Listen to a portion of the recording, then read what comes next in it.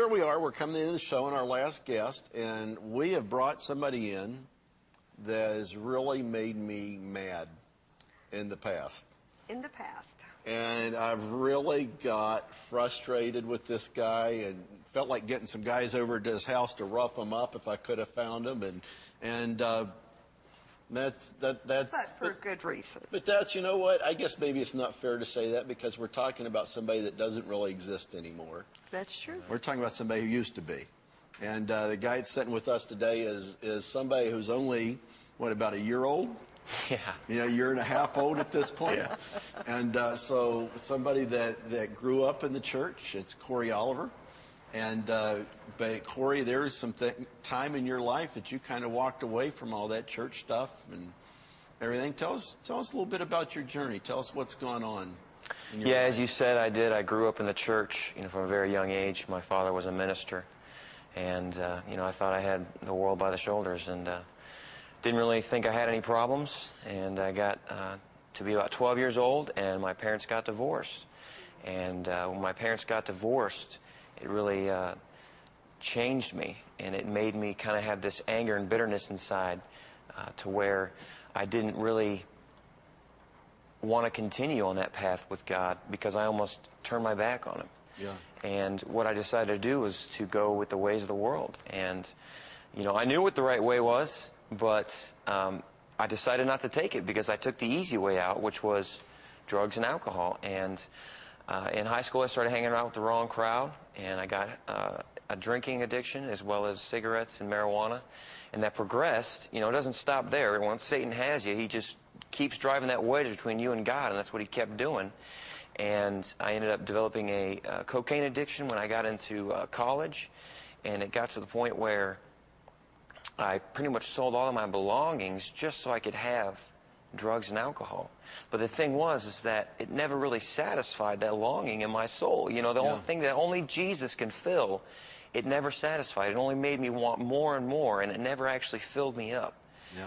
And, I had to come to this point in my life, and unfortunately it took years, to where I had to have my own personal relationship with Jesus Christ. Yeah. I knew about Jesus growing up, but I didn't really accept Him into my life and allow Him to transform me into that man of God that He wanted me to be. Yeah.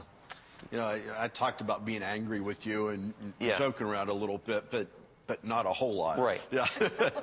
But, at that point in your life, you were really at this kind of downward spiral. And so here we see this guy who's so talented, so gifted. And you get around, even at that point, and people who are users, they can lie their way. They can charm anything out. That's how they survive.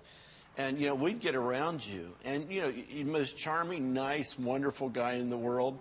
But at the same time, you were a user. And when somebody's like that, they're a liar. They're trapped in lies and deceit. And, we so much wanted to get you and just shake you and say, Corey, come. But that doesn't work, does it? Not at all. It's nice to know there's people there, but at that point in your life, you just pretty well burnt bridges with everybody that was trying to reach into your life. Oh, yeah.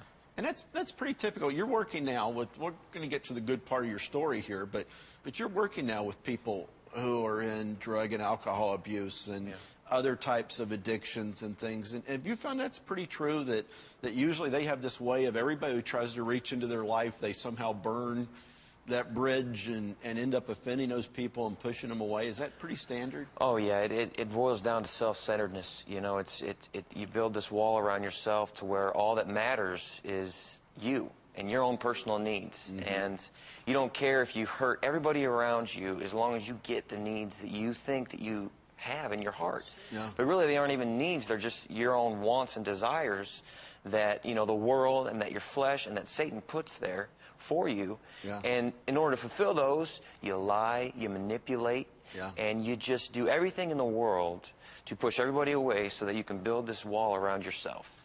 Yeah.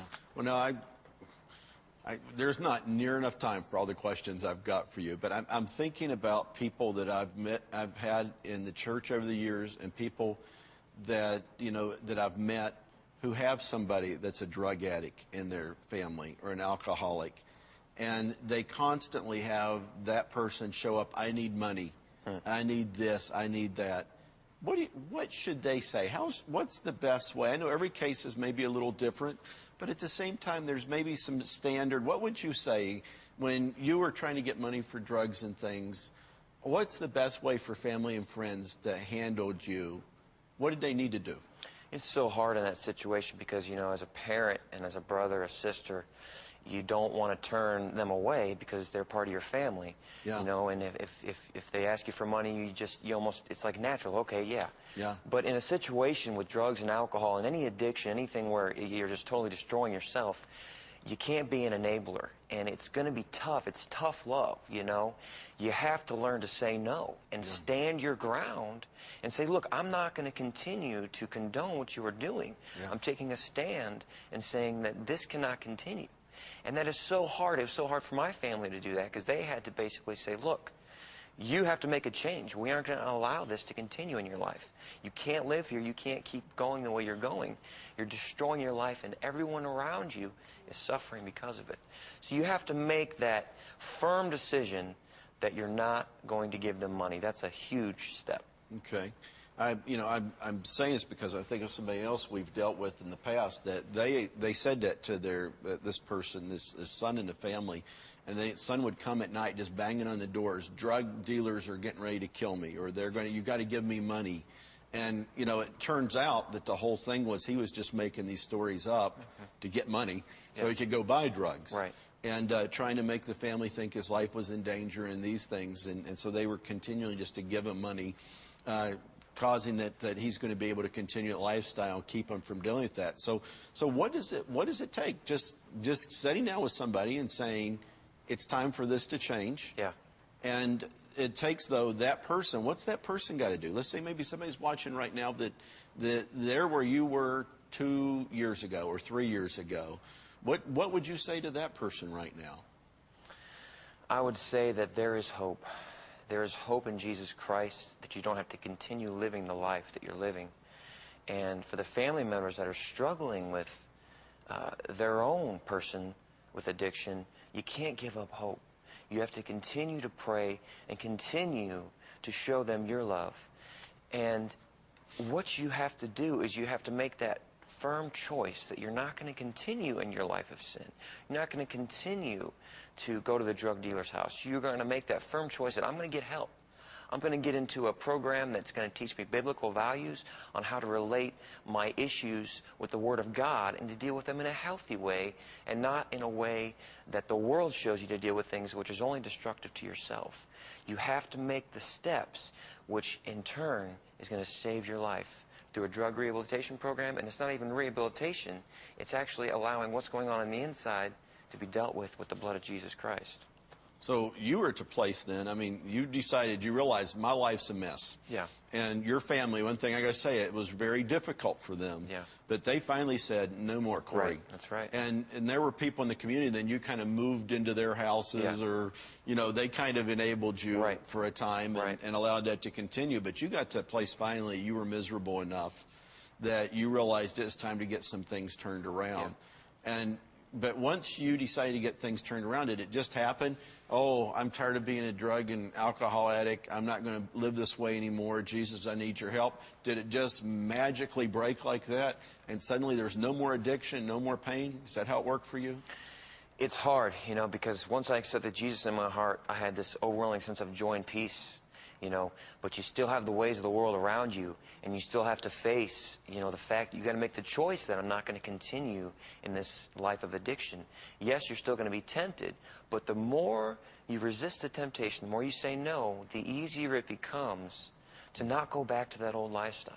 Okay, and that's why you realize there's a need for a program where they teach me to say no. That's right. To these things and to live away from this. And so you actually became part of a program called Teen Challenge. I heard about the program in 2007, and at that point I wasn't quite ready to be involved with a drug treatment program. But in 2009 I had come to the point in my life where I had nowhere to live, I had no money, I basically had no clothes even to wear. And I said, you know what, I'm going to do it. So I entered this program called Teen Challenge. It's a program that's been around for 52 years. It was started in 1958 by David Wilkerson. Okay. It's a program for men and women with life-controlling problems, whether it be drugs, alcohol, sex, gambling. And there's over 1,000 centers worldwide and over 300 in the U.S. And the one I attended was